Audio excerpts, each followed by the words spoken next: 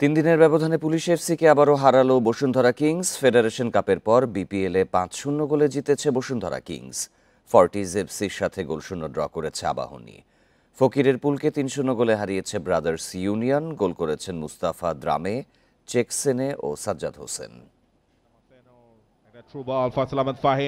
সাম্প্রতিক সময়ের ব্যর্থতা ঝেড়ে ছন্দে ফেরার ইঙ্গিত। পুলিশ এফসির বিপক্ষে বছরের প্রথম ম্যাচেই বসুন্ধরার দাপট। ৩ মিনিটের ব্যবধানে ২ গোল দিয়ে চালকের আসনে ভ্যালেরিতি তার দল। ফার্নান্দেজের পর গোল করেন জনি। ৩৬ মিনিটে জোড়া পূর্ণ করেন জোনাথন ফার্নান্দেজ। ৩-০ গোলে এগিয়ে থেকে বিরতিতে যায় বসুন্ধরা। পুলিশের ম্যাচে ফেরার আশা শেষ হয়ে যায় দ্বিতীয়ার্ধের শুরুতেই। রাকিবের গোলে ৪-০-তে লিড বসুন্ধরার।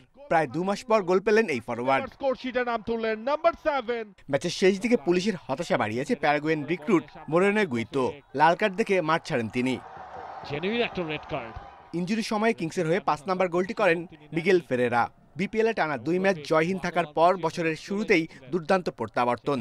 লিগে প্রতিদ্বন্দ্বিতার আভাস দিচ্ছে বসুন্ধরা কিংস। এখন পর্যন্ত ফর্টিজ এফসি। এদিকে কিংস অ্যারেনায় আবাহনীর বিপক্ষে উজ্জীবিত ফর্টিজ এফসি।